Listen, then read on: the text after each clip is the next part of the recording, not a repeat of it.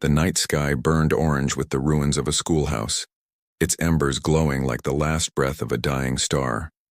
6 children huddled inside an old barn, their soot-streaked faces frozen in terror. They thought no one would come for them, until a figure stepped into the doorway. It was Samuel Hayes, the reclusive rancher whose own boy had perished in fire years before. His voice broke the silence. "All of you, come with me." The children looked at him in shock. Why would this broken man risk everything for 6 orphans the town already condemned? And what secret pain bound him to their fate on this night of fire, fear, and impossible choices? If this story grips you already, stick around, because what follows isn't just about fire and fury, but about second chances and the kind of courage that comes when you least expect it. While you're here, go ahead and hit that like button. It helps this channel more than you know. And if you want more true lifestyle Western tales filled with grit and heart, subscribe and share this video with a friend. Let's dive in. Flames still clung to the night air, crackling in the distance like the ghost of the schoolhouse that once stood at the heart of Millbrook. The children, 6 of them in all, pressed themselves against the splintered boards of an old barn. Their tiny frames shook with every shout that echoed from town. They weren't just hiding from fire anymore. They were hiding from neighbors who wanted someone to blame. 10-year-old Mary held her little brother so tightly his knuckles turned white. Beside her, the twins huddled together, wide-eyed and trembling. The oldest, Jake, tried to stand tall, blocking the others, though his knees trembled beneath him. Through the barn door, torchlight flickered. Hooves pounded closer, voices sharper now. "Check the Miller place, they can't have gone far." And then, a shadow filled the doorway. Broad shoulders, a weathered hat, a face they all recognized but had only ever feared. Samuel Hayes, the rancher who hadn't yet spoken to anyone since his boy died in flames years before. His voice was gravel, quiet but firm. "All of you, come with me." The children froze. Why would this man, broken and bitter, offer them safety now? For 3 long years, Samuel Hayes had lived in silence. Folks in town whispered about him, said he'd turned mean, said grief had hollowed him out like a dead tree. They weren't wrong. Since the day the fire claimed his boy Thomas, Samuel's ranch had been a place of shadows. An empty bed, a porch with no laughter, a man who chose work over people. And yet here he was, standing in the doorway of that barn. The torchlight behind him made him look almost like a ghost returned to flesh. The children stared, wide-eyed, as if unsure whether to trust the figure everyone called the bitter Hayes. Samuel's eyes softened when they landed on Jake, the boy trying to act braver than he felt. For a flicker of a moment, Samuel didn't see Jake. He saw Thomas, stubborn and proud, refusing to cry even when scared. That memory struck him like a hammer. He crouched low, voice gentler now. "Listen to me. They think you lit that fire. If you stay here, they'll find you and they won't ask questions first."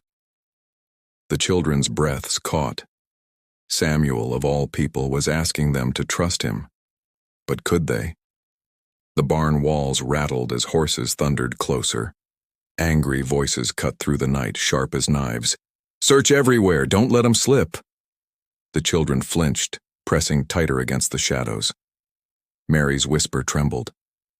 "Where would we even go?" Samuel's jaw tightened. He had asked himself that same question 3 years ago, the day he buried Thomas. He had answered it by choosing nothing, by turning away from people, from life itself. But staring at these children now, smoke still clinging to their hair, he realized there was another answer. He knelt so his eyes met theirs. "My ranch," he said simply. "It ain't much, but it's safe, safer than here." Jake narrowed his eyes, suspicion etched into his young face. "Nobody helps us. Why would you?" Samuel swallowed hard, the memory of his boy's laughter tightening his throat. "Because I should have done more once before, and I won't make the same mistake twice." The mob's torches glowed through the cracks in the barn wall, closer now, their shouts wild with fear. Samuel held out his hand. "It's time to choose. Trust me, or face them." The children glanced at one another. Then Mary slowly stepped forward. The barn walls rattled as horses thundered closer. Angry voices cut through the night, sharp as knives. "Search everywhere! Don't let him slip!" The children flinched, pressing tighter against the shadows. Mary's whisper trembled. Where would we even go? Samuel's jaw tightened. He had asked himself that same question 3 years ago, the day he buried Thomas. He had answered it by choosing nothing, by turning away from people, from life itself. But staring at these children now, smoke still clinging to their hair, he realized there was another answer. He knelt, so his eyes met theirs. "My ranch," he said simply. "It ain't much, but it's safe. Safer than here, or than—" Jake narrowed his eyes, suspicion etched into his young face. "Nobody helps us. Why would you?" Samuel swallowed hard, the memory of his boy's laughter tightening his throat. "Because I should have done more once before, and I won't make the same mistake twice." The mob's torches glowed through the cracks in the barn wall, closer now, their shouts wild with fear. Samuel held out his hand. "It's time to choose. Trust me, or face them." The children glanced at one another. Then Mary slowly stepped forward. The barn door creaked as Samuel pushed it open, just wide enough for the children to slip through. The night air carried the acrid scent of smoke and the bitter tang of fear. He motioned them toward the back, where his mare waited in the shadows. "Quiet as foxes," he whispered. The 2 youngest were lifted onto the horse's back, clinging like sparrows in a storm. The others followed single file, bare feet splashing softly as Samuel led them down into the creek bed. Water lapped at their ankles, hiding their tracks. For a moment it seemed like the plan might hold. But then came a sound that froze Samuel's blood. Hoofbeats ahead, not behind. 3 riders materialized through the moonlight's silver haze, blocking the creek's bend. At their head was Deputy Morrison, once Samuel's friend, now staring at him with steel in his eyes. "Well, well," Morrison called, his voice carrying easily across the water. "Knew you'd stick your nose where it don't belong, Hayes." The children crowded behind Samuel, eyes wide, the twins beginning to whimper. Samuel's hand rested on his pistol. The mob was closing in from behind. Morrison and his men stood in front. The trap was sprung. The night had nearly swallowed them whole, but truth has a way of cutting through darkness. When Mary held out the pocket watch dropped by the real arsonist, everything shifted. The initials engraved on the back told the story clearer than words ever could. The mob's fury cooled into shame, and Samuel's old friends realized they had nearly punished the wrong souls. By dawn, the town had turned its anger toward the railroad man who had set the blaze for profit.